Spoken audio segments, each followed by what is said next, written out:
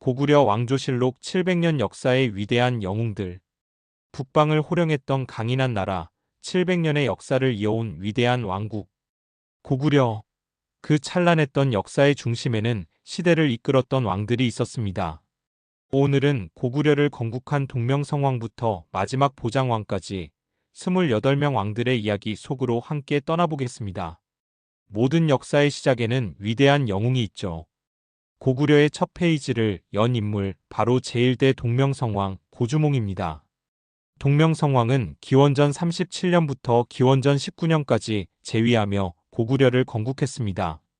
부여에서 내려와 졸본 지역에 나라를 세우고 활을 잘 쏘는 명궁으로 알려져 있으며 고구려 건국의 기초를 다졌습니다. 다음은 제2대 유리명왕 고유리입니다.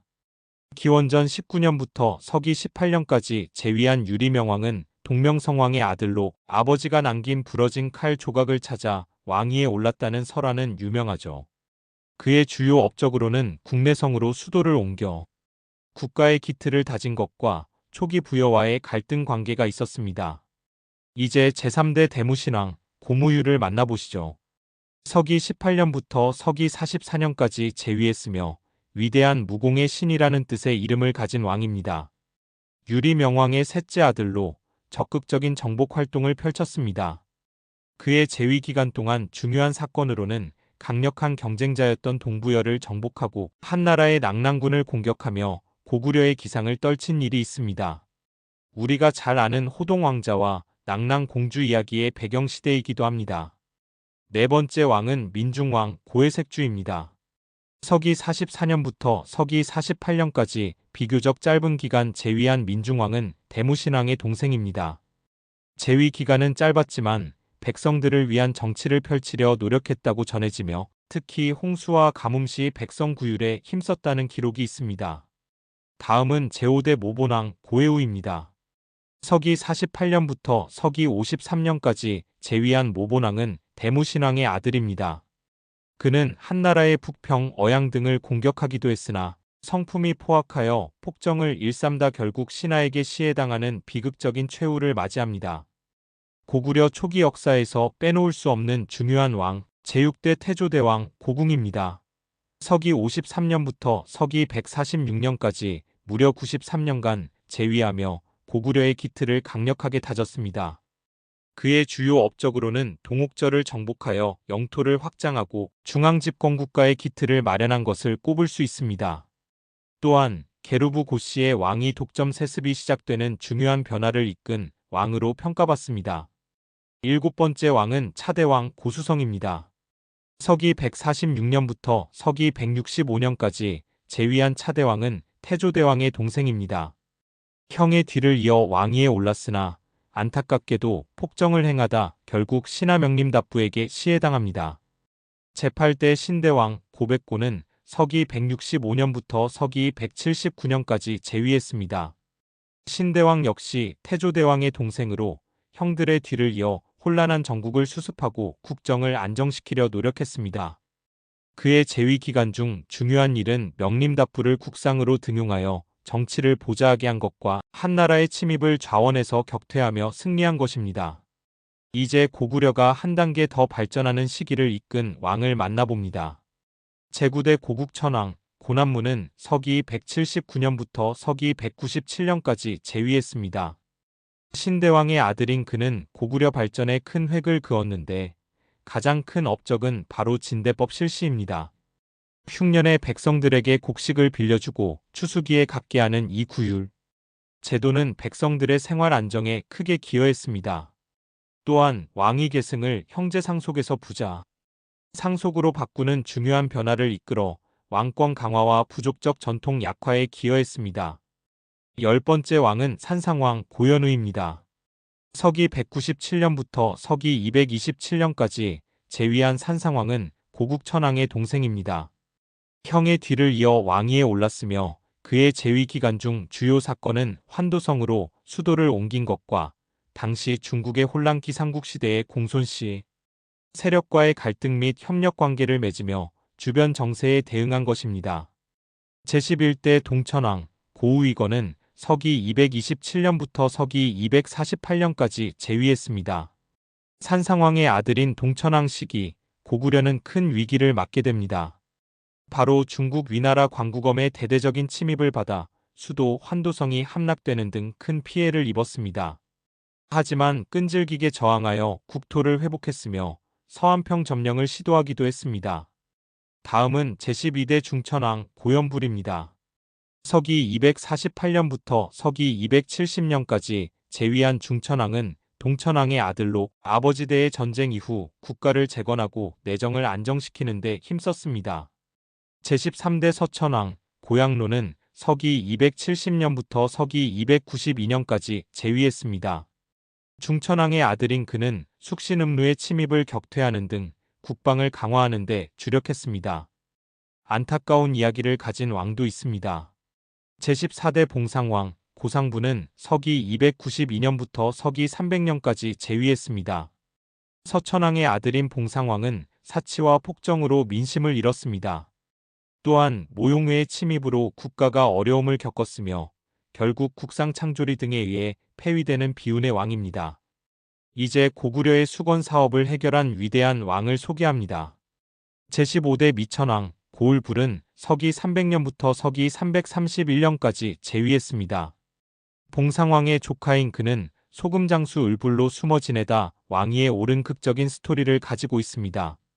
그의 가장 큰 업적은 바로 한나라가 설치했던 낙랑군과 대방군을 완전히 축출하고 한반도에서 중국 세력을 몰아낸 것입니다.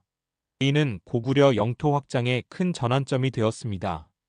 제16대 고국원왕 고사유는 서기 331년부터 서기 371년까지 재위했습니다. 미천왕의 아들인 고국원왕은 아버지의 업적을 이어받았으나 재위 기간 동안 큰 시련을 겪었습니다. 북쪽에서는 전연의 침입으로 환도성이 함락되고 아버지 미천왕의 능이 도굴되는 수모를 겪었으며 남쪽에서는 백제의 공격으로 힘든 시기를 보냈습니다. 특히 백제 근초고왕의 평양성 공격으로 전투 중 전사하는 비운을 맞이합니다. 이는 고구려 역사상 가장 큰 위기 중 하나였습니다. 아버지의 비극적인 죽음 이후 국가 재건의 중책을 맡은 왕은 제17대 소수림왕 고구부입니다. 서기 371년부터 서기 384년까지 재위한 소수림왕은 국가 재건과 중앙집권 강화를 위해 중요한 정책들을 추진했습니다. 중국 전진으로부터 불교를 공인하여 백성들의 사상적 통합을 꾀했고 인재 양성을 위한 국립교육기관인 태학을 설립했으며 국가통치 규범인 율령을 반포했습니다. 이는 고구려가 한 단계 더 발전하는 중요한 기틀이 되었습니다. 제18대 고궁양왕 고이려는 서기 384년부터 서기 391년까지 재위했습니다. 소수림왕의 동생인 그는 형이 닦아놓은 기반 위에서 국력을 키우며 다음 시대를 준비했습니다. 그의 재위 기간에는 요동지역으로의 진출을 시도하고 후영과 대립하는 등 적극적인 대외 활동을 펼쳤습니다. 우리가 잘 아는 영웅, 광개토대왕의 아버지이기도 합니다. 이름만 들어도 가슴이 웅장해지는 왕. 고구려 역사상 가장 위대한 정복군주 제19대 광개토대왕 고담덕입니다. 서기 391년부터 서기 412년까지 재위한 광개토대왕은 고국양왕의 아들로 영락이라는 독자적인 연호를 사용하며 고구려의 위상을 드높였습니다. 북으로는 숙신과 동부여, 남으로는 백제와 신라 가야에 대한 영향력을 확대했으며 서쪽으로는 후연을 격파하며 고구려 역사상 가장 넓은 영토를 확보했습니다. 그의 빛나는 업적은 광개토대 왕릉비에 생생하게 기록되어 있죠. 아버지의 위업을 이어받아 고구려의 전성기를 이끈 왕은 제20대 장수왕 고거련입니다. 서기 412년부터 서기 491년까지 무려 79년간 재위하며 이름처럼 정말 오랫동안 고구려를 다스렸습니다. 광개토대왕의 아들인 장수왕은 아버지의 정복 활동을 기반으로 안정적인 국가 운영에 힘썼으며 수도를 국내성에서 평양으로 옮겨 적극적인 남하 정책을 추진했습니다. 이로 인해 백제의 수도 한성을 함락시키고 계로왕을 전사시키는 등 한반도 남부까지 강력한 영향력을 행사했으며 중국 남북조와는 능숙한 등거리 외교를 펼쳤습니다. 제21대 문자명왕 고나우는 서기 491년부터 서기 519년까지 재위했습니다. 장수왕의 손자인 그는 할아버지의 업적을 이어받아 동북방의 부여를 완전히 복속시키는 등 고구려의 영토를 더욱 공고히 했습니다. 이 시기 고구려는 최대 판도를 이루었다고 평가받습니다. 제22대 안장왕 고응하는 서기 519년부터 서기 531년까지 재위했습니다. 문자명왕의 아들인 안장왕 시기에는 북이와의 관계, 그리고 백제 및 신라와의 지속적인 공방전 등 주변 정세에 대응하며 국력을 유지했습니다. 다음은 제23대 안원왕 고보연입니다. 서기 531년부터 서기 545년까지 재위한 안원왕은 안장왕의 동생입니다. 그의 재위 말년에는 안타깝게도 왕위 계승을 둘러싼 외척 간의 정쟁이 발생하여 전국이 혼란해지기도 했습니다. 제24대 양원왕 고평성은 서기 545년부터 서기 559년까지 재위했습니다.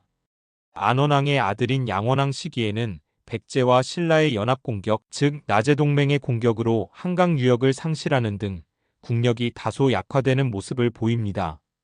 또한 돌궐 등 북방 민족의 압박도 거세졌습니다. 우리가 잘 아는 바보 온달과 평강공주 이야기와 관련된 왕이 등장합니다. 바로 제25대 평원왕 고양성입니다. 서기 559년부터 서기 590년까지 재위한 평원왕은 양원왕의 아들입니다. 온달 장군이 바로 평원왕의 사위였죠. 그는 국가 재정비를 위해 노력했으며 장안성 평양으로 수도를 옮겼다는 기록도 있습니다. 혹은 기존 평양성 확장 온달 장군의 활약이 두드러졌던 시기입니다. 고구려의 기상을 다시 한번 떨친 위대한 승리의 시대입니다. 제26대 영양왕 고원은 서기 590년부터 서기 618년까지 재위했습니다. 평원왕의 아들인 영양왕 시기에는 중국을 통일한 수나라의 대대적인 침입이 있었습니다.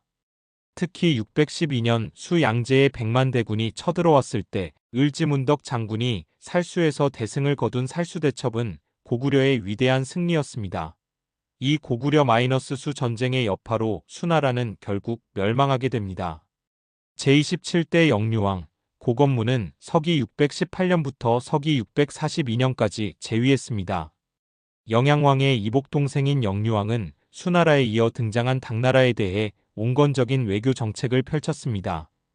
또한 국경 방어를 위해 천리장성 축조를 시작했습니다. 하지만 대당 강경파였던 영계소문이 정변을 일으켜 영유왕을 시해하고 실권을 장악하게 됩니다.